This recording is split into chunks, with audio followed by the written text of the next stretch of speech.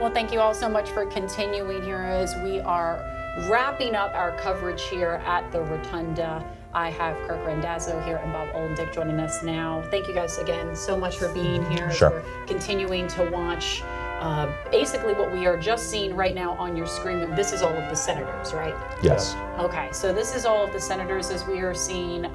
Earlier, we did have the family go in first, and then we had the members of in South Carolina representing South Carolina, representing the U.S. Senate, and then of course we had JD Vance representing there, and then going into the family. So we're at the point right now as everybody is giving their condolences. But I wanted to ask both of you kind of your reactions. Kirk, I'll start with you. What was your reaction to today's speeches and what we saw so far today?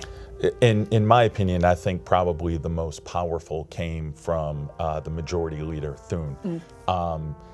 And given his personal relationship with Lindsey Graham, I was very impressed that he kept his composure for as long as he did, but we did see at the end where he teared up as he was remembering his friend.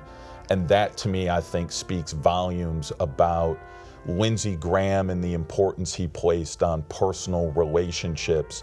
He and John Thune had an incredible relationship during their time in the Senate, and I think that came through in the majority leader's remarks. Let me ask you a follow-up to that, and Bob, I'll get to you in just a second. When you kind of see something like that, does that really sometimes take or puts the human more in and takes it out of politics in a way because you saw that emotion? Yeah, I think it's way too easy to just assume politicians are sort of these heartless creatures that just get into these political fights all the time. And we forget that they are regular people like us.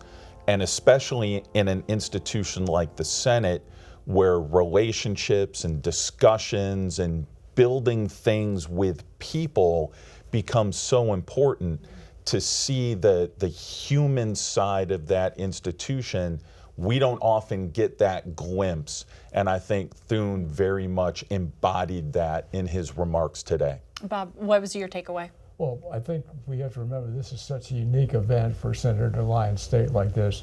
And it was kind of what we'd hope and what we'd kind of expected, that was very respectful, speaking to Graham's legacy, but also kind of recognizing that he worked across the aisle in just kind of a day to look at his accomplishments and his achievements and what his life meant. And there was some of this remembering that we are still have disagreements, but today is a day that we're unified and we come through this and say, you know, we can work together. A day of respect and hope, I think, is coming out of this. It was also interesting. We were doing also research as well as we were kind of chatting during all of this. It seems like from our research, the last time for a senator to lie in the Rotunda was John McCain. So, Bob, really, what does that say about Lindsey's legacy, that was the last time, 2018, and now we're having it again here? It showed how important he was and how much he was respected by his colleagues.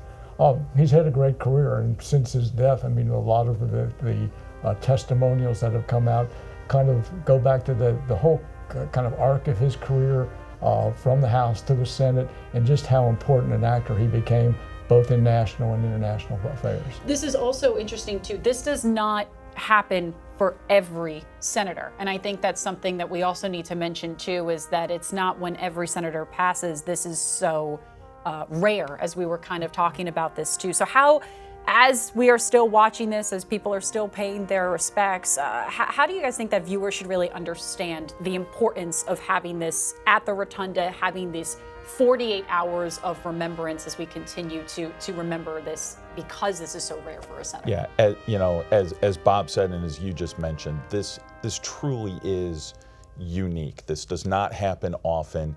And even for individuals that had served in the Senate for a long period of time, they often do not get honored this way. So this is truly reserved for individuals that had a monumental impact, possibly on the Senate itself, but more likely on the country as a whole.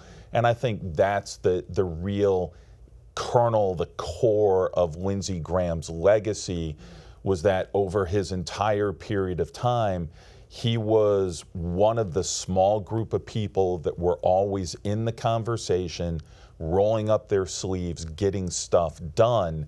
And I think this is a good tribute to remember the influence that he had. And also continuing there, a lot of times when we heard with Vice President JD Vance really also bringing up one of the big viral moments, of course, with Kavanaugh and stuff like that, and kind of that back and forth. I mean, do you think the reactions that really skyrocketed him into spotlight, but here in the U.S., is that how the legacy is going to be defined? Because, Bob, you've been mentioning he's done so much for international politics as well in the future, but a lot of people remember that moment with Justice Kavanaugh. Well, I think it's going to be the whole package, because if his impact had just been on domestic issues and not so much in foreign policy or vice versa, but he had just a range of impacts across different policy areas, and it just showed on the different committees. He was at the Budget Committee, his very influential work on the Judiciary Committee, the Foreign Relations Committee. I mean, it's a true kind of record of accomplishment that is being celebrated and should be. It's also interesting to note as well, the Senate is going right back to work this afternoon. Can one of you talk a little bit about what is kind of happening? This is really all involving Russia, really involving kind of that Graham bill. Can we talk a little bit about what's happening later this afternoon? Yeah, so one of the things that Lindsey Graham did that he was a champion for Ukraine. And you heard Bob mention earlier that right before his death, he was in Ukraine talking to President Zelensky about a new munitions package, some new arms to help them repel Russia.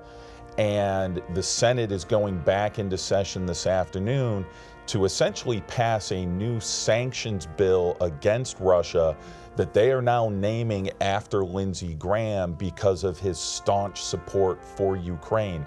So this is part of the Senate's way to also memorialize their friend, to pass legislation that is in Lindsey's honor on the absolute day that they are remembering him in the Rotunda. Okay, Bob, too, you were mentioning the international. Yeah, well, as part of that, we have to remember that Lindsey Graham was not afraid to take on a challenge.